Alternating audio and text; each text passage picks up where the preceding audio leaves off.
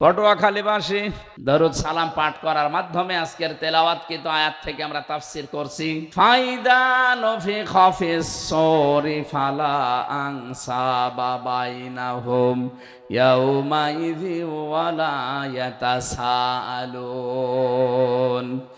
রাব্বুল আলামিন বলেন যখন ফৎকার দেওয়া হবে সিংগায়, তখন যত রকমের সম্পর্ক আছে সবগুলো কাট হয়ে যাবে। নসবের বহুবচন আনসব, একটা সম্পর্ক থাকবে না।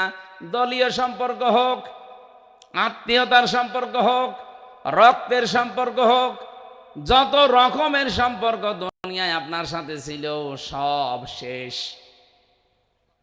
আমি আমার ম্যাডাম তামান্নাকে ওই সময় আমি নিজে বলতে বাধ্য হব, ম্যাডাম কে তোমাকে আমি চিনি না, আল্লাহ আমাকে জানিয়েছে যেটা আমাকে বলা লাগবে। অসাহিব বাতিহি ওয়া আখি ওয়া ফাসিলাতিহি আল্লাতী তুবি। আল্লাহ বলেন মানুষ আমার আযাব থেকে মুক্তি পাওয়ার জন্য শেষ পর্যন্ত নিজের বউকে দিতে চাইবে, নিজের ভাইকে দিতে চাইবে, নিজের জ্ঞাতি গোষ্ঠী যারা তাকে আশ্রয় দিত তাদের দলীয় লোকজন সবাইকে বলবে আল্লাহ সব দিয়ে দিলাম, আমারে মুক্তি দাও। অমাং ফিল আরদি জামিআন সুম্মা ইউনজি। তাম দুনিয়ায় আমার যত সম্পদ ছিল স্থায়ী অস্থায়ী সব আমি দিয়ে দিলাম, এরপরেও আল্লাহ তুমি আমাকে বাঁচাও। রব্বুল আলামিন বলেন কাল্লা, কখনোই না, ইন্নাহা লাযা, তোরে আমি লাজাই দেব। কোথায় বলেন বলেন, এটা একটা নাম, জাহান্নামের দরজার নাম লাজা। এখান দিয়ে তোরে আমি প্রবেশ করাবো। কি আছে ওর ভেতরে জানিস?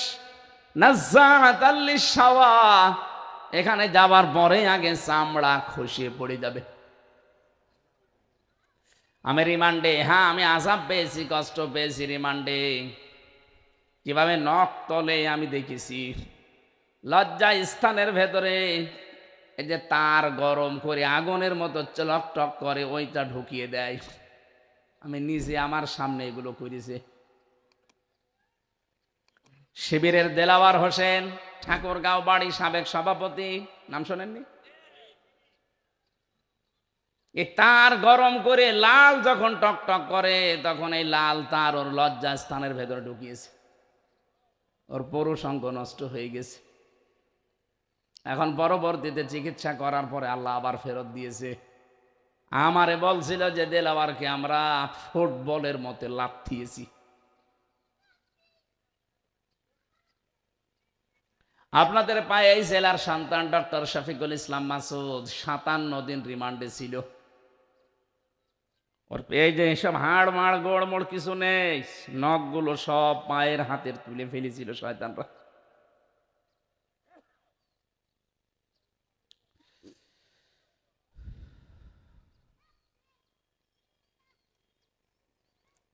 রব্বুল আলামিন বলেন নাজ্জাআতাল লিশ-শাওয়া, লাজাটা এমন ঘর ওখানে গেলেই আগে চামড়া সব উঠে চলে যাবে। আপনি টের পাচ্ছেন ঘরটা কেমন হতে পারে? কি আছে ওর ভেতরে যে ঢুকলে আগে চামড়া খুলে চলে যাবে। চামড়া খুলে যাওয়ার পরে লবণ দিলে কেমন লাগে ওইরকম লাগবে। এতটুকু আল্লাহ বলেন নাই, বলেন কি করব জানো?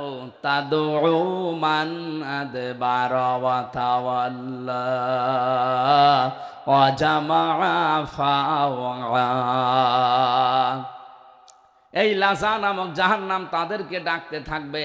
এই দুনিয়াতে যাদেরকে সত্যের দিকে আহ্বান করা হতো, ও লোকটা জানতো যে সত্য পথ, বুঝতো যে এটাই সত্য, জানা শোনার পরে বোঝার পরও অ্যাবাউট টান করে পেছন দিক থেকে কেটে পড়তো।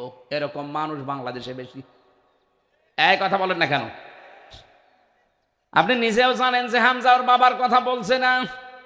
সব সম্পর্ক কাট হয়ে যাবে, এটা কার কথা? আরো জোরে।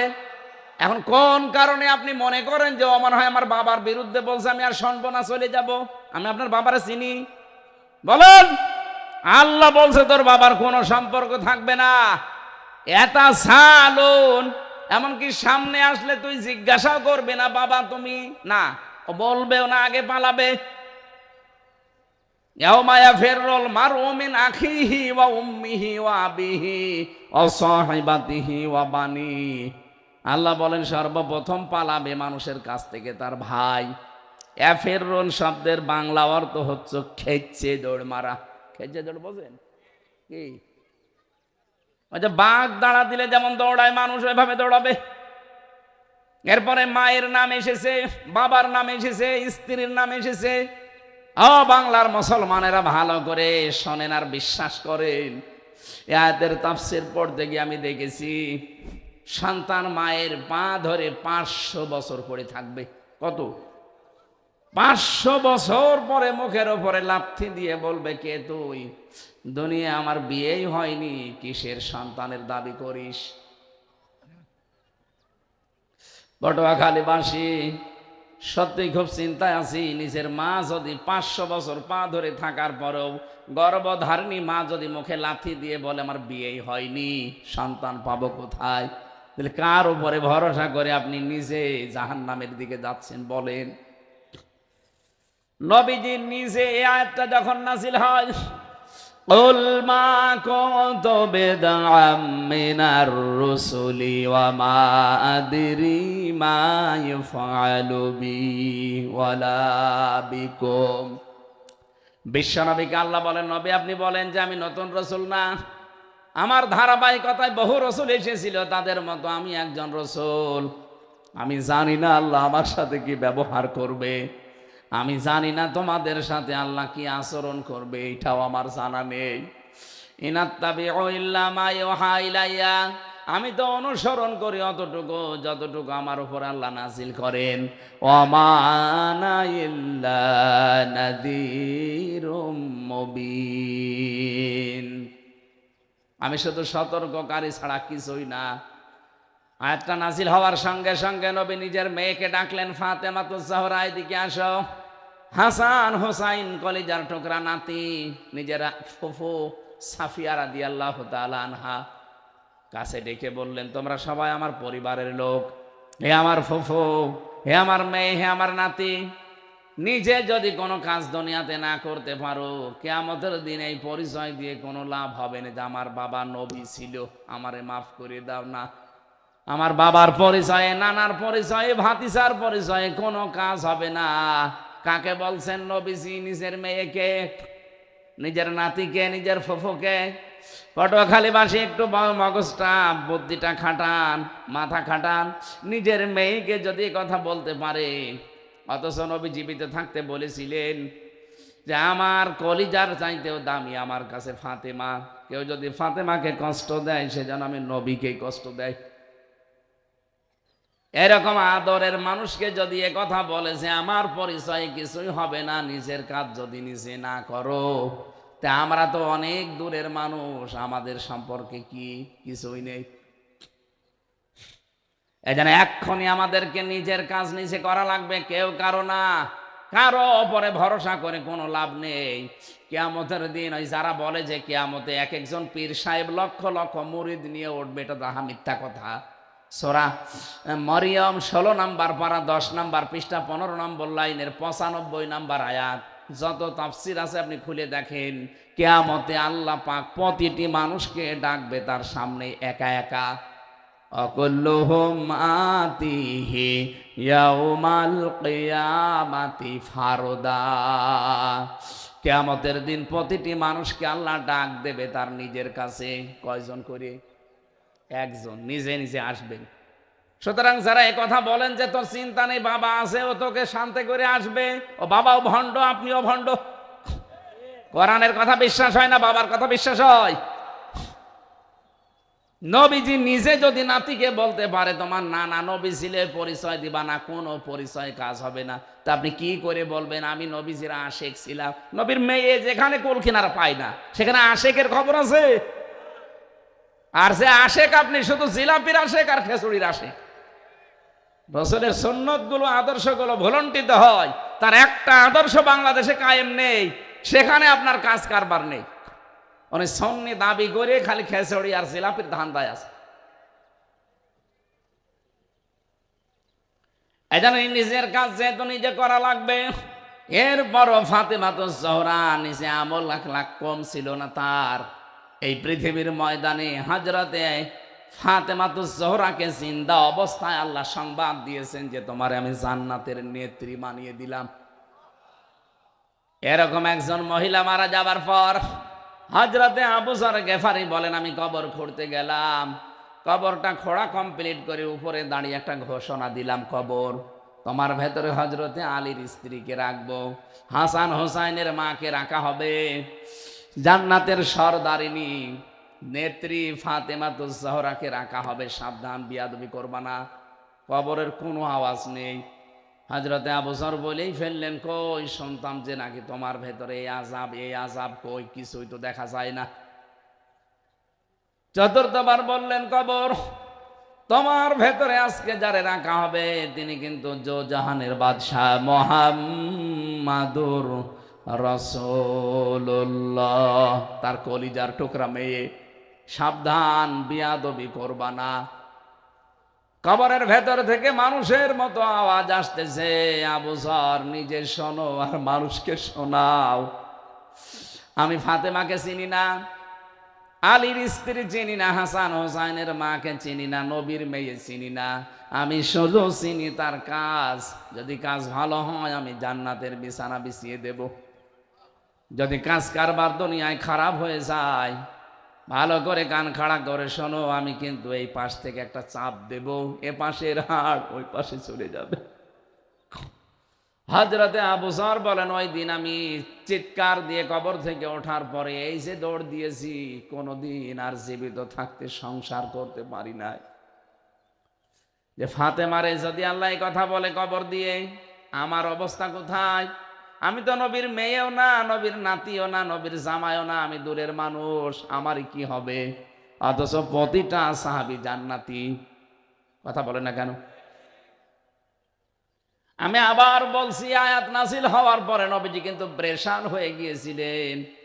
যদিও পরবর্তীতে বিশ্ব নবীকে আল্লাহ সূরা ফাতার 2 নম্বর আয়াত নাজিল করে সুসংবাদ দিয়েছেন, লিয়াগফিরা লাকাল্লাহু মা তাকদ্দামা মিন যামবিহি ওয়া মা তাআখাতিম নি'মাতাহু আলাইকা ওয়া ইয়াহদিয়াকা সিরাতাম মুস্তাকিমা। বলেন আল্লাহু আকবার। আল্লাহ পাক বলেন, হে নবী আমি আপনাকে অব্যাহতি দিয়ে দিলাম, আপনার আগে পেছনের সব কিছু আমি আল্লাহ মাফ করে দিয়েছি, কিন্তু আমাদের সম্পর্কে তো আর বলা হয়নি। সাহাবী প্রশ্ন করলেন, হে নবী তাহলে আমাদের কি হবে? আপনি তাই পেয়ে গেলেন মাফ, আমাদেরটা কি বলেন? বিশ্ব নবী বলেন, আমি জানি না তোমাদের সাথে আল্লাহ কি আচরণ করবে।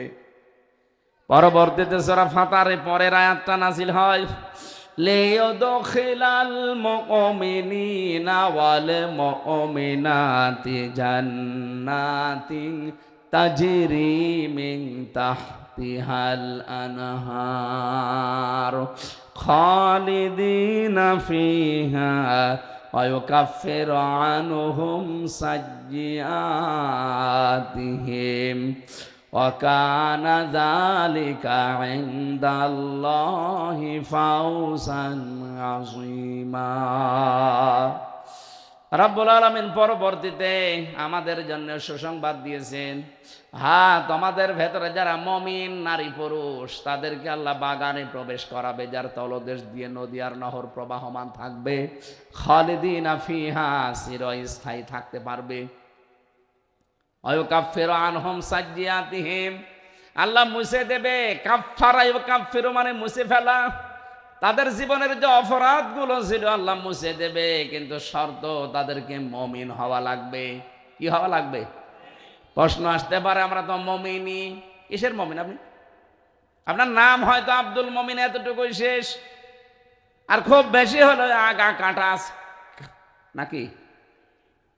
মুমিন হওয়ার জন্য যে কি করা লাগে ওটা আমরা 100 ভাগের 80 ভাগ মানুষই জানি না। কেউ যদি মমিন হতে চায় ঈমান আনার আগে, তাহলে তাকে আর একটা কাজ আগে করা লাগে। কি?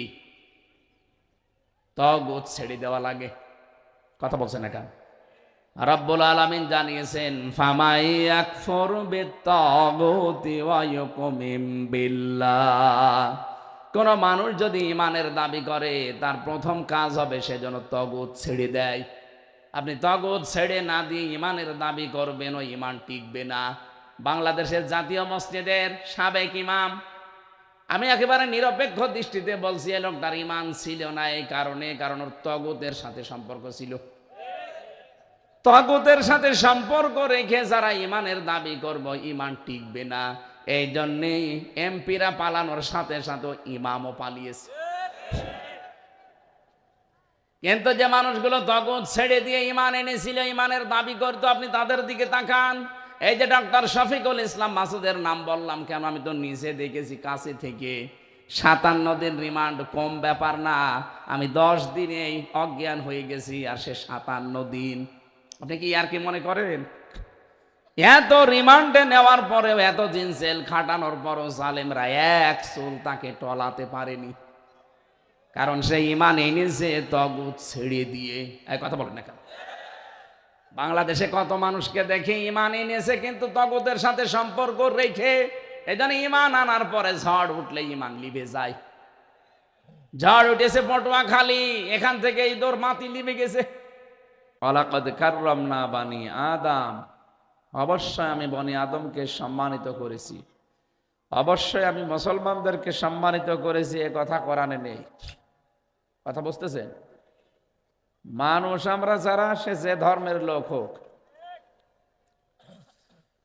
এই জন্য আল্লাহ যেহেতু আমাদের সম্মান দিয়েছেন, আল্লাহ কিন্তু বলেননি যে ওয়ালাকাদ কাররামনা মিন বানি মুসলিমিন বা মুমিনিন, যে মুসলমান সন্তান যারা, মমিন সন্তান যারা, এদেরকে আমি সম্মান দিয়েছি। শুধু না, মানুষ যারা। কি যারা বলেন তো? নবীজি মসজিদে নববীতে বসে আছেন, একটা লাশ যাচ্ছিল সামনে দিয়ে, বিশ্বনবী দাঁড়িয়ে গেলেন। সাহাবা একরাম বললেন, হে নবী, আপনি দাঁড়িয়ে গেলেন, এটা তো ইহুদির লাশ। নবীজি বললেন, সাহাবীরা, ইহুদি তাতে কি, সে তো আল্লাহর বান্দা। কি? ওয়ালাকাদ কাররামনা বানি আদম, অবশ্যই আমি আল্লাহ নিজে বনি আদম সন্তানকে সম্মানিত করেছি। তাহলে আল্লাহ যাদের সম্মান দিলেন, তাদের সম্মান নিয়ে যারা সিনিমিনি খেলে, সারা দুনিয়ায় এই মানুষের সম্মান নিয়ে সিনেমিনা খেলা হচ্ছে বিভিন্ন ধর্মের দোহাই দিয়ে, যে এরা এই ধর্মের লোক, এরা এই ধর্মের লোক। যদিও বাংলাদেশে ধর্মীয় মেরুকরণ বন্ধ হয়ে গেছে। আমাদের প্রতিবেশী নামে কলঙ্ক ছিল যারা, এরা সারাটা জীবন মিথ্যা ছড়িয়েছে যে বাংলাদেশে সংখ্যালঘু নির্যাতন হয় না। ভয়েস অব আমেরিকা, এরপরে মাইক্রোসফট, এই সমস্ত বিষয়গুলো চালায় পৃথিবীর খ্রিস্টানরা। তারা 257টা রাষ্ট্রের রিপোর্ট দিয়েছে, সবচাইতে বেশি মিথ্যা কথা বলা হয় ভারতে। আমাদের নামে যে তথ্যগুলো আর এতদিন ছড়িয়েছে, সব উদ্দেশ্য প্রণোদিত ভাবে, এবং এই মিথ্যা ছড়িয়ে এই দেশের অনেক মানুষের মগজও তারা ধোলাই করেছে। যিনি এতদিন দায়িত্বে ছিলেন 15.5 বছর, তার বাবাকে যেই দিন মেরে ফেলা হয় ওই দিন থেকে 81, তার মানে 6টা বছর উনি দিল্লিতে ছিলেন। 6 বছর একাধারে তার মগজ ধোলাই করে এই দেশে পাঠানো হয়েছিল। এই জন্য যে বিভাজনটা তৈরি করে দিয়ে গেল, এটা এখন মিটতে কতদিন লাগে আল্লাহ ভালো জানে। নিজের আপন ভাই শত্রু হয়ে গেছে। রাজনৈতিক আলাদা দল, আলাদা আদর্শ আপনার থাকতেই পারে, তাই বলে আপনি একজন মানুষকে পিটিয়ে মেরে ফেলবেন? কোথায় পেয়েছেন এই আদর্শ, এই সংস্কৃতি? বলছে ও শিবির করে, এই জন্য ওরে মেরে ফেলিস। আরে ভাই, শিবির করে তাই বলে মেরে ফেলা লাগবে? বিশ্বজিৎকে যে ছেলেরা মেরেছিল, ওরা আমার সাথে জেলে ছিল 3 বছর। মাঝে মাঝে আমার কাছে আসতো, জিজ্ঞাসা করতেন, আপনি মেরে ফেললেন একটা হিন্দু মানুষ, আপনাকে বলে না যে আমি হিন্দু? বলছে বলেছিল। যখন ওরে কোপ দিচ্ছিলাম, কোপাচ্ছিলাম, ওই সময় বলেছিল যে ভাই, কিসের জামাত, কিসের শিবির, আমি তো মুসলমানই না। আপনার যদি বিশ্বাস না হয় আমার কাপড় চোপড় খুলে দেখেন। এরপরও আমরা মানি নাই, জায়গায় মেরে ফেলেছি। কি হইলো এটা করি? এখন আমার মা বাবা আমার আর পরিচয় দেয় না, কারণ আমার ফির আসামি আমি। এখন আমার 30 বছর জেল খাটা লাগবে, যাবজ্জীবন দিয়েছি। আমার দলীয় যে লোকজন যাদের কথা শুনে এই কাজটা করলাম, তারাও এখন আর খোঁজ নেয় না। আমার জীবনটা নরক হয়ে গেছে, কারণ জেলখানার ভেতরে টাকা না পাঠালে আপনাকে কুকুরের মতো থাকা লাগে। কথা বুঝতেছে? এটা তো আর বাইরের জায়গা না, চার দেওয়ালের মাঝে কোনো উপায় করার জায়গা নেই। সবাই ওখানে অসহায়। বাইরে থেকে যাদের টাকা পয়সা যায়, এই মানুষগুলো লোকজন দিয়ে কাজকর্ম করে, একটু শান্তিতে থাকা যায়, সুখে থাকা যায়। তো ওদের তো 30 বছর মা বাবা খোঁজ নেয় না, ভাই ভাগ্যর পরিচয় দেয় না, কারণ একটা খনি। ও কি খনি? এই শব্দটা এত নিকৃষ্ট শব্দ। কিয়ামতের দিন আল্লাহ যখন বিচার আরম্ভ করবেন, সর্বপ্রথম রক্তের বদলা, খুনের বিচার, এটা আরম্ভ হবে। হাবিল আর কাবিলের আমরা নাম শুনি নাই? প্রথম তারা হত্যাযজ্ঞ আরম্ভ করেছিল এই কাবিল। এজন্য কিয়ামত পর্যন্ত যত মানুষ হত্যা হবে, এই হত্যার একটা একটা গোনা ওর আমল নামায় যাবে। কিয়ামতে সর্বপ্রথম আল্লাহ হাবিলের নাম দিয়ে বিচার আরম্ভ করবে, কাবিল আর হাবিলের নামে। এজন্য মানুষ হত্যার সাথে যারা জড়িত, এরা আল্লাহর কাছে সবচাইতে বড় নিকৃষ্ট। আপনি দেখবেন পৃথিবীতে 6 জন মানুষের তালিকা আসবে, মানুষ হত্যাকারী তারা। সবচাইতে বেশি মানুষ তারা দুনিয়ায় মেরেছে। হিটলারের নাম আছে, চেঙ্গিস খানের নাম আছে, এই উগ্রপন্থী ওনার নাম আছে, আমি নাম নিলাম না। আমাদের যেটা পালিয়েছে এটার নাম আছে। এরা মানুষ হত্যা করার তালিকায় আছে, তাও একটা দুইটা না। হিটলার তো 60 লাখ ইহুদি হত্যা করেছিল। কত? আমাদের কন্যার নামে এত না, তারপরও আছে। 2006 থেকে 2024 পর্যন্ত যতগুলো হত্যা হয়েছে, আপনি ইন্টারনেট ঘাটেন, দেখেন কত মানুষের নাম আসে। শুধু 24 সালে 2732 জন মারা গেছে। 2006 সালে 28 অক্টোবর তার নির্দেশ মতো পিটিয়ে মানুষ সাপের মতো মেরেছে। তিনি হুকুমের আসামি না? আরে সাদাকে সাদা বলা জানা লাগবে, কালোকে কালো বলতে হবে, সে যেই হোক। আমার বাবাও যদি অন্যায় করে চাঁদা চায়, বাবারেও পিটানো লাগবে। চাঁদা চাবেন মানে? একে আগস্টের 5 তারিখের আগে আছে যে চাঁদা চাবেন? এদেশে এখন সবাই প্রতিবাদী। এইটা আমাদের এতদিন ছিল না, এই জন্য জালেমরা একেবারে ঘাড় মটকিয়ে রেখেছিল। এখন আর ওইটা চলবে না। যেখানে অন্যায় দেখবেন, সে যে রকম অন্যায় হোক, কোনো দল বেদল দেখা দেখি নেই, সব এক হয়ে যাওয়া লাগবে। তাহলে অন্যায় এমনি বন্ধ হবে। আর যদি বলেন না, যে যা করছে করুক গা, লা ইলাহা ইল্লাল্লাহ, কাউকে কিছু বলবো না, কয়দিন পরে আপনার মেয়ে নিয়ে যেদিন ফুর্তি করবে সেদিন টের পাবে। এক কথা বলছেন না কেন? নিজের আগামী প্রজন্ম, নিজের ছেলে মেয়ে বোন, এগুলোকে যেন একটু নিরাপদে রাখা যায়, সেই চেষ্টা করা দরকার। ওরা বিভিন্ন চেষ্টা চালিয়েছে 15.5 বছর, একটাও সফল হয়নি। আগস্টের 5 তারিখের পর থেকেও বহু চেষ্টা চালাচ্ছে, একটাও সফল হয়নি। সবগুলো মাঠে মারা যাচ্ছে। হালিফানে নিচ্ছে না, এখন ওরা চেষ্টা চালাচ্ছে হিন্দুদেরকে কাজে লাগানো। হিন্দুরাও বুঝে ফেলিস। গোবিন্দ পরামানিকের বক্তব্য শোনেন না? সেদিন আমিরে জামাত ডক্টর শফিকুর রহমান হাফিজাহুল্লাহ গিয়েছিল গাইবান্ধা। ওনার আগে একজন হিন্দু পুরোহিত, একজন ঠাকুর, সে বক্তব্য দিতে গিয়ে জানিয়েছে যে এই দেশে আগস্টের 5 তারিখের পর থেকে আমরা সবচাইতে নিরাপদে আছি। এ ঠাকুর সাহেবেও জানিয়েছে যদি ইসলাম এই দেশে কায়েম হয়, আমরা আরো বেশি নিরাপদে থাকব। মানুষকে নিরাপত্তা, শান্তি, স্বস্তি দিতে পারে একমাত্র, কেবলমাত্র, শুধুমাত্র ইসলাম। পটুয়াখালীবাসী, আল্লাহ রাব্বুল আলামিন আমাদেরকে সম্মান দিয়েছেন, অথচ মানুষের সম্মান নিয়ে সিনিমিনি যারা খেলেছে, আল্লাহ তাদেরকে একেবারে আস্থা করে নিক্ষেপ করেছেন। এখান থেকে শিক্ষা নেওয়া লাগবে আমাদের। মানুষের সম্মান কিন্তু অনেক বেশি। আল্লাহ যেহেতু নিজের সম্মান দিলেন, মানুষের সম্মান নিয়ে আগামীতে কেউ যেন আর সিনিমিনি খেলবেন না। মানুষকে আপনি কষ্ট দেবেন, অপমান করবেন, অপদস্থ করবেন, বিপদে ফেলে দেবেন। আরো মানুষের একজন মালিক আছে না নেই? তিনি কিছুই বলবে না। রেখো না মনেতে ভয় বান্দা খোদার, দূর হয়ে যাবে বাধা সব। তোমার আমার এক মালিক আছেন, আছেন আমাদের রব, আছেন আমাদের রব।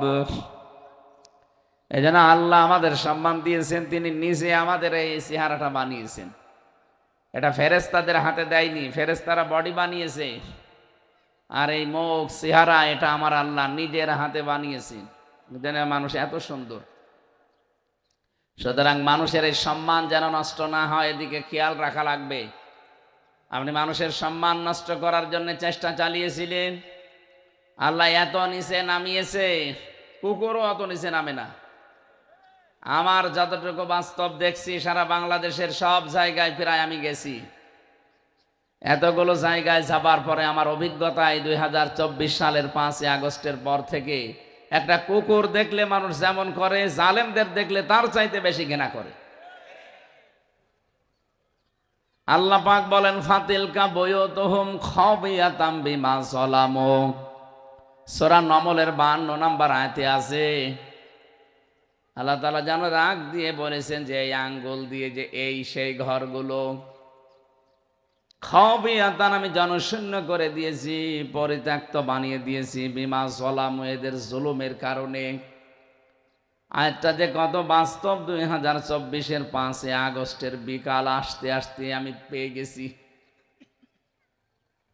আমাদের কুষ্টিয়ার হানিফের বাড়ি মাটির সাথে মানুষ মিশিয়ে দিয়েছে,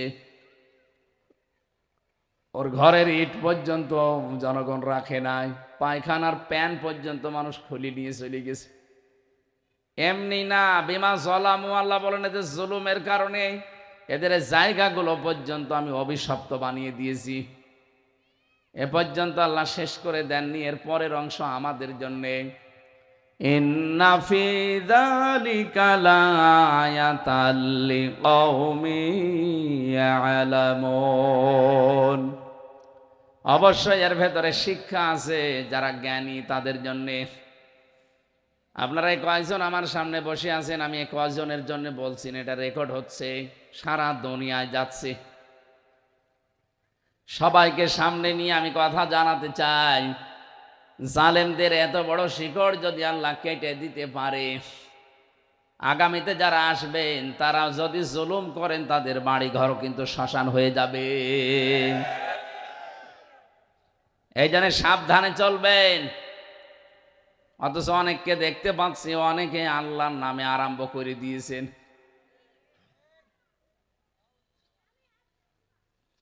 আপনি থামেন, আপনারাও মজলুম একটা দল। এই 15.5 বছরে জুলুমের শিকার যেমন আমরা হয়েছি, আপনারাও। শুধু ওই 14 দল বাদ দিয়ে বাংলাদেশে যারা আমরা আছি সবাই মাজলুম। কথা বলেন না কেন? এই মাজলুমদের কোনো দলই থাকা ঠিক না, সব এক দল হয়ে যাওয়া লাগবে। জালেমরা যেমন সব এখন এক দল ছিল ওই সময়, এখন মাজলুমদের এক দল হওয়া লাগবে। তাছাড়া এ সামনে কিন্তু রক্ষা করা কঠিন হয়ে যাবে, কারণ ওরা তো বসে নেই, চেষ্টা চালিয়েই যাচ্ছে, এখনো পর্যন্ত চলছে, আজকেও চেষ্টা চলিছে। আপনি টের পান কিছু? মিজান আজহারি কি একটা কথা জানিয়েছে, সেইটা নিয়ে আপনি তোলপাড় করেন। আলেমদের নামে আপনি ধর্ম ব্যবসায়ী লাগিয়ে দেন, মাদক ব্যবসায়ী যারা তাদের সাথে তুলনা দেন। আপনি মানুষ, আপনার পিঠেও তো যে সালা বাঁধা আছে এটা তো ওই সালাই। এই জন্য এই মাজলুম দলটার যেন বদনাম না হয় এমন কোনো কথা, এমন কোনো কাজ করবেন না। এটা পটুয়াখালী, পাশের জেলা বরগুনা। এখানকার একজন ছিল আমার সাথে 3 বছর, এই লোকটার 313টা মামলা। বিএনপির লিডার, বড় না ছোট না মাঝারি, এই মাঝারি লিডারের যদি 313টা মামলা হয়, ওই বড়গুলোর তাহলে কি অবস্থা বলেন তো? তা আপনারা এখন কিছুই সহ্য করতে পারবেন না। আচরণ যদি আবার জালেমদের মতো কেউ আরম্ভ করে, জনগণ কিন্তু এখন আর চোখ বুঝে নেই। যে যেখানে আছে যদি একটু টের পায় যে আমার সাথে জনগণ আছে, ওই জায়গায় আপনাকে মাটির ভেঙে ভর্তা করে ফেলবে। সাদা সাওয়া সেদিন দিয়েছে যা, আমি নারায়ণগঞ্জের বন্দরে রাত 12:30টার পরে চাঁদা চালাম, জানলো কি করে মানুষ? আরে ভাই, রাত 12:30, আপনি পায়খানার ভেতরে বসে কি করেন সেটা ওরা দেখতে পায়। এমন মেশিন নিয়ে ওরা বসে আছে। আমি নিজে দিকে এসেছি রিমান্ডে। আমার আগে বুঝতাম না, মনে করতাম মনে হয় এড়া ঘোড়া, কিছুই জানে না ওরা। কে বলেছে? একেবারে সব ওরা এই ভাতের প্লেটের মতো দেখতে পাচ্ছি। আমি রিমান্ডে থাকাকালীন আমার বাড়ি থেকে মাওলানা আমিরুল ইসলাম বেলালি সাতক্ষীরা, ওনার সাথে কি একটা কথা বলেছে, ওটা ভিডিও ক্লিপ আকারে আমারে পরের দিন বলছে, এই দেখেন। অথচ ওই নাম্বার কেউ জানে না। আপনি কি মনে করছেন যে আমি কোথায় কি করছি, কোথায় একটু ডুবে ডুবে জল খাই, কেউ টের পায় না? গোয়েন্দা বিভাগের খবর রাখেন, সর্বোচ্চ পর্যায়ে আমি কথা বলেছি। এরা বলছে আমরা সব দেখতেছি, কে কি কাজ করে, কে কেমন কি করে, আমরা সব নখদর্পণে রেখেছি, আমাদের সব চোখের সামনে দেখি কেমন কি হয়। এই কয়েক মাসে তো ওরা অনেক কিছু বুঝে ফেলেছে। এই জন্য আপনাকে আমি সাবধান করলাম, ভাই আপনি হয়তো বিষয়টা জানেন না। রাত 12টা 12:30 একটাই যায় চাঁদা চাইতে, মনে করে কেউ জানে না, কেউ দেখেও না। এদেশে কোথায় শুই পড়ে আছে তা ওরা দেখতে পাচ্ছে, এমন কঠিন মেশিন লাগিয়ে রেখেছে। এটা নিয়ে এসেছে যেখান থেকে, তারা তো আরো চালাক। এই বাংলাদেশের চাইতে আমেরিকা হচ্ছে 59 ডবল। কত? 59টা বাংলাদেশ পাশাপাশি রাখলে যত বড় হবে, আমেরিকা একা অত বড়। ওখানে একটা যদি সই পড়ে থাকে, চুল পড়ে থাকে কোনো জায়গায়, ওরা দেখতে পায় ঘরে বসে বসে, জমক জায়গায় চুল পড়ে আছে। কি কত দূর পৌঁছিয়েছে বলেন? এই জন্য আমরা মাসলুম যারা, তারা যেন আন্দাজে এখন আবেগে কোনো কাজ করে আবার ওদের জালেমদের মতো পস্তানো লাগে না। জালেমরা এখন পস্তাচ্ছে। এই যে সিঙ্গাপুর মালয়েশিয়া ঘুরে আসলাম কয়েকদিন আগে, দেখলাম জালেমরা সাহেব পাড়া বানিয়েছিল মালয়েশিয়া, থাকতে পারে না, হোটেলে থাকে। যে হোটেলে উঠে দেখি নিচে 2 শয়তান বসে আছে। কি বলো? হুজুর আমরা আগেই পালিয়েছি। মানে আগে একটু হালকা টের পেয়েছিলাম যে না দিনকাল ভালো না, আগেই পালিয়েছি। কেন? বাড়ি বানিয়েছেন সাহেব পাড়া, বেগম পাড়া, থাকবেন না? হলো ওখানে যে মায়ের খাবো। এদেশে মানুষ নেই, বাঙালি এখানেও আছে। যদি খেয়েছি সাহেব পাড়ায় আমি বাস করছি, আমার পিটিয়ে ভর্তা বানিয়ে ফেলবে। দরকার নেই, যে কয়দিন আসি অন্তত আল্লাহ বিল্লাহ করি আমি হোটেলে কাটাবো, কেউ যেন না জানে। তো কি করলেন? এখন তো আফসোসের শেষ নেই। আর যে জালেম কয়টা অন্তত ধরা পড়েছে, তাদের অবস্থান দেখছেন? এখন এই জালেমদের হাতে হ্যান্ডকাপ দেয় না, পায়ে বেড়ি দেয় না, মাথায় দড়ি লাগায় না, এখন আর এই টুপি পরায় না, কোট গায়ে দেয় না, এমনি তোলে। এরপরও নাকি অনেক সুশীল সমাজ, এরা একটু মন খারাপ করে, এত বড় বড় নেতা, এদের কোনো সম্মান নেই। আরে শয়তান, এই 15.5 বছরে যারা জেলখানায় ছিল তারা কি বড় নেতা না?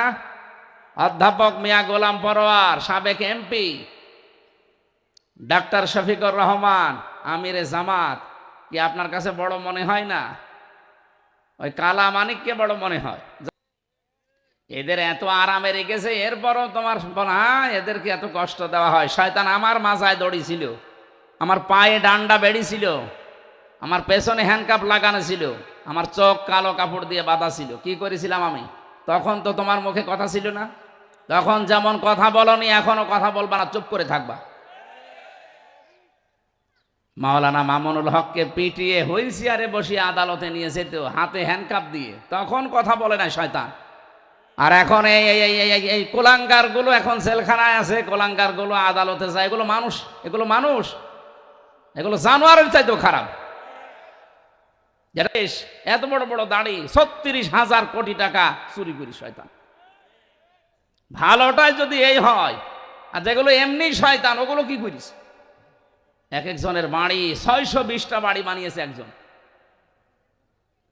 একটা বাড়িতে তো এখন থাকতে পারেন না, এখন তো ওই মাটির ফ্লোরে থাকা লাগে জেলখানায়।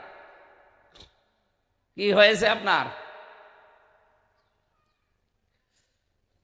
এই জন্য মানুষের সম্মান নিয়ে যারা সিনেমিনি খেলেছেন, আল্লাহ আপনাকে ছাড়বে না, কারণ আপনি আল্লাহর মামলার আসামি। এটাকে আমি বানালাম। সূরা শূরা 25 নম্বর পারা 6 নম্বর পৃষ্ঠা 13 নম্বর লাইনের 42 নম্বর আয়াতে আছে, ইন্নামাস সাবিলু আলাল্লাযীনা ইয়াযলিমুনান নাস। আল্লাহ পাক বলেন, অবশ্যই আমি আল্লাহ নিজে মামলা দেব জালেমদের বিরুদ্ধে। আপনি টের পাচ্ছেন আল্লাহ কি বলেছেন? জালেমদের বিরুদ্ধে আল্লাহ নিজে মামলা দেবে। সুতরাং এই 1628 জন মানুষ দায়িত্বে ছিল, যতগুলো চেয়ারে দায়িত্বে ছিল সবগুলো জালেম আর সবগুলো আল্লাহর মামলার আসামি, হয় ডাইরেক্ট না ইনডাইরেক্ট। অনেকে বলে আমি কি করব, কিছু করার ছিল না। আরে শয়তান, কিছু করার ছিল না মানে তুই ভিক্ষা করে খাবি দরকার হয়, তাও জালেমের তোষামতি করলি কোন কারণে? আমাকে যারা হ্যান্ডকাপ দিয়ে একেবারে ওইভাবে কষ্ট দিয়েছে, জিজ্ঞাসা করতাম, বলছে হুজুর আমার কিছু করার নেই। তো কিছু করার নেই, তোর বিবেক নেই? মাঝে মাঝে নিচে এসে বলতো যে আমরা জানি আপনার কোনো দোষ নেই। আমার দোষ নেই, তারপর ওই আচরণ করিস কোন কারণে? আমি যদি তোর নিজের ছেলে হতাম, 11 ঘন্টা আমার টাঙিয়ে রেখেছিলেন আপনি মাথায় দড়ি দিয়ে। 4 ওয়াক্ত ফরজ নামাজ আমারে পড়তে দেননি। আমি ইশারায় নামাজ পড়েছি, জানি না এখন কোন সময়, কারণ মাটির নিচে আমি। কত মানুষকে কত কষ্টে রেখেছে ওই মিনি আয়না ঘরে, তাও তো বিগটায় আমি যেতে পারিনি। 24 ঘন্টা একটা মানুষ পায়ের ভেতরে হাত দিয়ে তালা লাগানো। আপনি কি আর কি মনে করেন 5 মিনিট থাকতে পারবেন আপনি ওইভাবে? আর বছরের পর বছর, কেউ 8 বছর, কেউ 10 বছর, কেউ 14 বছরও পড়ে আছে। এত বড় বড় নখ হয়ে যায় অনেকের, চুল দাড়ি গোপ দেখলে মনে হচ্ছে ভয়ঙ্কর জঙ্গল থেকে আসতেছে। কেউ কেউ দেয়ালের সাথে এই নখ দিয়ে খুশিয়ে খুশিয়ে লিখে রাখতো, ভাই যদি বাইরে যেতে পারে তাহলে এই নাম্বারটা একটু জানাবেন যে আমি বেশি আছি। সকালে কটা পচা ছোলা দিয়ে যেত, দুপুরবেলা 1 মুঠ ভাত দিত, তাও মনে হচ্ছে কেউ মাখিয়ে দিয়েছে। আর এখনো পর্যন্ত অনেকে জালেমের পক্ষে স্ট্যাটাস দেয় যে হ্যাঁ কি করেছে বউ, তার পালানো লাগলো। শয়তান তোমার সাথে তো হয়নি, তোমার বাবারে যদি ওইভাবে 14 বছর আয়না ঘরে রেখে দিত তখন তুমি টের পেতে।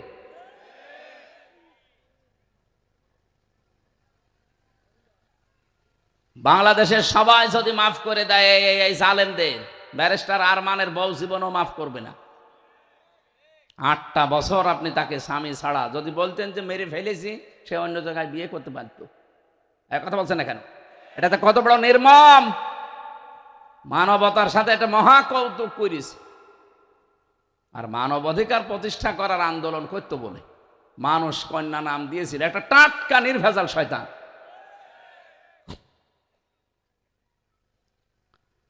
আলেমদেরকে যেভাবে কষ্টে রেখেছিল জেলখানার ভেতরে, ওই আয়না ঘরের ভেতরে, মানুষ অত নিচে নামে না। মাঝে মাঝে ভাবতাম আল্লাহ যারা দায়িত্বে থাকে এরা বাড়ি যেয়ে সংসার করে কি করে? এরা যে দৃশ্য করে গেল আমাদের সাথে, বাড়ি যেয়ে সংসার করে কি করে? সাফ কথা বলছি, এই দেশে যারা জালেম ছিল তারা আল্লাহর মামলার আসামি। তাদের পক্ষে নিলে আপনিও আসামি হবেন। শব্দটা কত ওজনওয়ালা টের পেয়েছেন? আল্লাহ নিজে মামলা দেবে ভাই।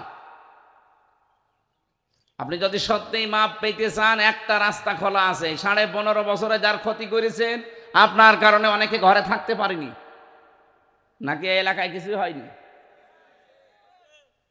আপনার কারণে মিথ্যা মামলা দিয়ে, মিথ্যা সাক্ষী দিয়ে জীবনটা নষ্ট করে দিয়েছেন।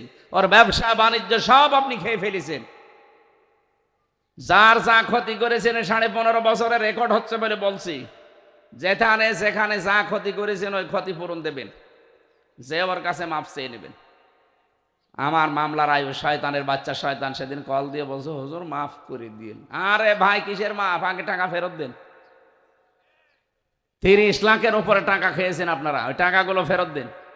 আমি আকিস গ্রুপের খতিব ছিলাম, ওখান থেকেই নিয়েছে প্রায় 32 লাখ। ওই টাকাগুলো ফেরত দেওয়া লাগবে আপনাকে। খালি আস্তাগফিরুল্লাহ পড়বেন আর মাফ হয়ে যাবে। আমার কি ঘাস কাটছি নাকি? বাংলার মুসলমানের অপরাধ যার কাছে, স্বীকার করা লাগবে তার কাছে। এই দেশের মানুষের স্বভাব ভালো না, এরা অপরাধ করে একজনের কাছে, মাপ চায় আর একজনের কাছে। টাকা পয়সা মারে এই দেশে, জমি জায়গা মেরে খায় এই দেশে, আর কাবা শরীফের গিলাফ ধরে যে কাঁদে আস্তাগফিরুল্লাহ, পরে দাঁত মুখ খুলে ফেলা দরকার শয়তান। তুই কোন কারণে 6,500 কিলোমিটার দূর থেকে এসে এখানে মাপ চাস? তুই কি আল্লাহর কাছে অপরাধ করেছিস? তুই অপরাধ করেছিস হামজার কাছে, আগে হামজার কাছে মাপ চাবি। কথা বলছে না কেন? সে যদি মন থেকে বলে যে মাফ করে দেব, কিন্তু আমার এই ক্ষতিপূরণ দেওয়া লাগবে, আপনাকে তাই দেওয়া লাগবে, নাই তো কিয়ামতে আল্লাহ কাট ছাট করে নেবে। আশা করছে আমার কথার অর্থ বুঝেছেন, নাকি না বোঝার ভান করে আছেন? কত মানুষকে দেখছি এরকম ভাবে আন্দাজে ধোকা দেয় মানুষ। আরো অসুবিধা নেই, আপনি আস্তাগফিরুল্লাহ পড়েন, মাফ হয়ে যাবে। ইয়ার কি মারা জায়গা পান না আপনি? আপনি আল্লাহর কাছে অপরাধ করলে আস্তাগফিরুল্লাহ পড়লে মাফ হয়ে যেত। আপনি আস্তাগফিরুল্লাহ পড়বেন আল্লাহর কাছে, আল্লাহরটা মাফ হবে। আরে হামজারটা মাফ করবে কি? কারণ আল্লাহ তো এই হক্কল ইবাদ নেয়নি, উনি হক্কুল্লাহ নিয়েছেন। হক্কল ইবাদ যারা নষ্ট করেছেন, যার কারণে নষ্ট হয়েছে। আপনি চেয়ারে থাকার কারণে অনেক মানুষ চেয়ারের উপরে উঠতে পারে নাই। প্রমোশন হওয়ার কথা ছিল, আপনার কারণে হয়নি। এরকম বাংলাদেশে নেই? কিচ্ছু জানে না, ঘরে ঘুমিয়ে আছে, চোখ খুলে দেখছে হাজতে। কি গো, এখানে কি গাছ কেটেছিস? কখন? স্বপ্নে। বেশি বললাম? এইটা চলছিল 15.5 বছর। এই করে করে এক একজন হাজার হাজার কোটি টাকার মালিক, আর খালি মেগা প্রকল্প বানিয়েছে আর মেগা ডাকাতি করেছে। এখন সব বের হচ্ছে, প্রতি বছরে 42,000 কোটি টাকা পাচার হয়েছে এই দেশ থেকে। অথচ পদ্মা সেতু বানাতে 32,000 কোটি টাকা খরচ হয়েছে। কে বলেছে 32,000 কোটি টাকা হলে 4টা পদ্মা সেতু বানানো যায়? 2-3 বার করে খালি বাজেট বাড়িয়েছে, আর টাকাগুলো সব আল্লাহ রাস্তায় পাঠিয়েছে। এখন আল্লাহ একেবারে ধরার মতো ধরেছে। ইন্না বাদশা রব্বিকা লাশাদীদ, আমার ধরা বড় শক্ত ধরা। এই জালেমদেরকে ছাত্র জনতা ধরে নাই, ধরেছে সরাসরি কে? আরো জোরে বলেন। আল্লাহ যে ধরেছে, আপনার বিশ্বাস হচ্ছে না? নাই তো কয়েক ঘন্টার ভেতরে লক্ষ লক্ষ মানুষ কোথায় পেলেন আপনি? আমার মনে হয় আল্লাহ ফেরেশতা পাঠিয়েছিল। এটাতে পাঠিয়েছেন, তার বাস্তব প্রমাণও আল্লাহ কোরআনে দিয়েছেন। সূরা আনআম 7 নাম্বার পারা 12 নাম্বার পৃষ্ঠা 2 নাম্বার লাইনে 44 নাম্বার আয়াতের মাঝের অংশে আছে, হাত্তা ইদা ফারিহু বিমা উতু আখাযনাহুম বাগতাতান। আল্লাহ পাক বলেন, ওরা আমার দানকৃত ক্ষমতা বস্তু এগুলো বেজানো নিয়ামত যখন আনন্দে আত্মহারা হয়েছিল, মনে মনে ভাবতো আর কোনোদিন মনে হয় পালা পরিবর্তন হওয়া লাগবে না। যখন ওরা আমার দানকৃত ক্ষমতা পেয়ে, নিয়ামত পেয়ে আনন্দে আত্মহারা হয়েছিল, আখাযনাহুম বাগতাতান, আমি আল্লাহ নিজে তাদেরকে আকস্মিক ভাবে ধরলাম। এখানে ফাইল সরাসরি আল্লাহ নিজে, কর্তাকে। যারা আরবি গ্রামার বোঝে জিজ্ঞাসা করেন, আখাযনা এর ফাইল আল্লাহ নিজে। আল্লাহ বলেন আমি ধরেছি। কিভাবে ধরলাম তাদেরকে? বাগতাতান, আকস্মিক ভাবে তাকে ধরেছি। আল্লাহ বলেন আই হোম, বহু বচন, এটা জমির। যত জালেম ছিল সবাইকে যেন আল্লাহ একবারে ধরেছেন।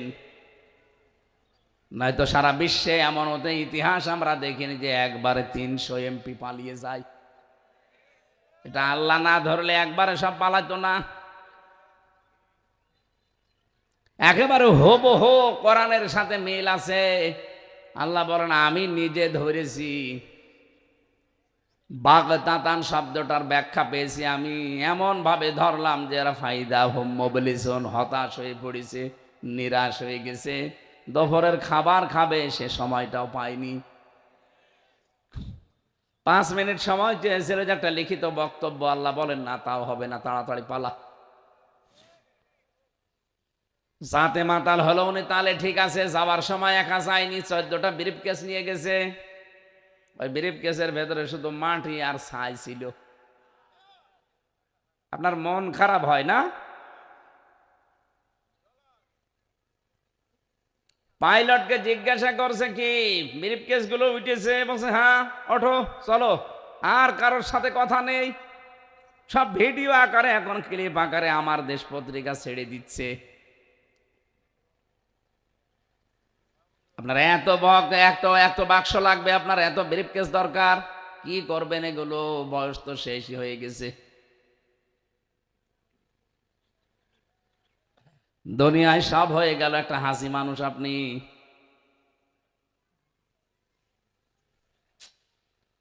আফসোস লাগে জালেমদের এই করুণ অবস্থা দেখে। এখন আগামীতে কেউ যদি জালেম হয় তার কিন্তু আসলেও খবর আছে, আপনি টের পাচ্ছেন না। তাই জালেমদের এত বড় শিকড় আল্লাহ যদি কেটে দিতে পারে, কত শিকড় নিচে ছিল জানেন? ইউনিয়নের দারোয়ান থেকে শুরু করে একেবারে সংসদ পর্যন্ত জালেমদের সব থরে থরে সাজানো ছিল।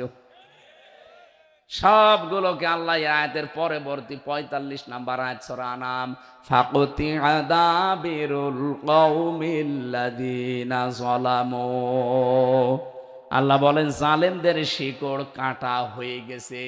অতি আয়টা মজহুল, এর ফাইল জানা নেই, এর কর্তাকে আল্লাহ বলেন জানা নেই। জালেমদের শিকড় কেটে দিল কে? আয় আন্দাজে বলেন। অতি আর বললাম না ফাইল নেই, আল্লাহ কাটে নাই, কে কেটেছে কেউ জানে না। হানিফের বাড়ির ইট খুলে নিয়ে গেল, একেবারে 3 ঘন্টার ভেতরে পুরা 3 তলা বাড়ি মাটির সাথে মিশে গেছে। কে করেছে কেউ জানে না। এখন বাড়িগুলো সব জালেমদের বাড়ি, ঘরগুলো তাকান সব গণ টয়লেট হয়ে গেছে। আমি তো যেখানে যেখানে যাই আগে দেখি নিদর্শন কেমন লাগে, যে দেখি কেউ এদিকে কেউ এদিকে কেউ এদিকে, 4-5 জন একসাথে টয়লেট করছে, মনে হচ্ছে জামাতবদ্ধ টয়লেট চলছে। জালেমদের জায়গাগুলো আল্লাহ অভিশপ্ত করে দিয়েছেন। ওই জন্য আমাদের শিক্ষা হচ্ছে, আগামীতে কেউ যদি যান ক্ষমতার চেয়ারে, আপনি যেন জালেম হয়ে যাবেন না, তাহলে আগামীতে 5 বছর পরে আপনার বাড়িও শ্মশান হয়ে যাবে।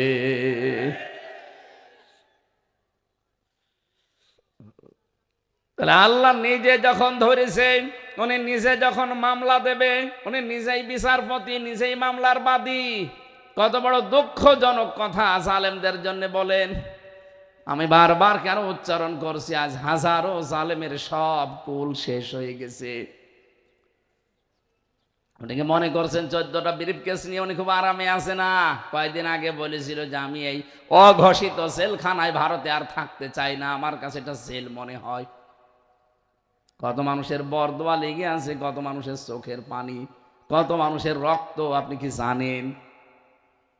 যাদের ছেলে মারা গেছে তাদের বাড়িতে একটু যায়। সেদিন আবু সাইদের বাড়িতে গিয়েছিলাম, মুগ্ধ ভাইয়ের বাড়িতে, ফয়সাল ইয়ামিন, ওয়াসিফ, এদের বাড়িগুলো দেখতে যায়।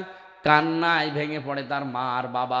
কি ভালোবাসতো তাদের সন্তানকে, কেন মারলেন আপনি? আপনি যখন পালিয়ে যাবেন, কিছুদিন আগে যেতে পারলেন না, তাহলে তো মানুষগুলো মারা যায় না। এক কথা বলছে না কেন? 34,000 মানুষ এখনো পর্যন্ত বিভিন্ন অঙ্গ প্রত্যঙ্গ হারিয়ে বিভিন্ন হাসপাতালে কাতরায়। কারো এক হাত নেই, কারো এক পা নেই, কারো এক চোখ নেই, কারো অন্ডকোষ উড়ে গেছে। আমি নিজে দেখেছি, আমার সামনেই কুষ্টিয়াতে 16 জন মানুষ এক জায়গায় মরে গেল। এত মানুষের রক্তের এই স্বাধীনতা এখন যদি কেউ কলঙ্কিত করতে চান বিভিন্ন নাম দিয়ে, যে নামে আসেন না কেন আপনাকে ছাড়া হবে না। কি কথা বলেন না কেন? মানবতা বিরোধী কোন কাজ, মানুষকে কষ্ট দেয় এরকম কোন কাজ এই দেশে আর হতে দেওয়া হবে না, সে যেই হোক। ওরা বিভিন্ন নাম দিয়ে চালাতে চেয়েছিল বিশৃঙ্খলা করার জন্যে। প্রথমে আনসার লীগ দিয়ে চালিয়েছে, হয়নি। এরপরে রেকশা লীগ, হয়নি। হিন্দুদেরকেও কয়েকবার চালাচ্ছে, হচ্ছে না। কারণ হিন্দুরাও বুঝে ফেলেছে যে দেশে শান্তিতে থাকতে হলে ইসলাম লাগবে। আল্লাহ পাক মানুষকে সম্মান দেওয়ার কথা বারবার কোরআনে জানালেন, আর আমরা মানুষের সম্মান নিয়ে সিনেমেনি খেলি। আল্লাহ ছাড়বে আমাদের? এই জন্যে তো আল্লাহ এত অপমান করেছে। আল্লাহ আমাদের হেফাজত করুন, বলেন আমিন।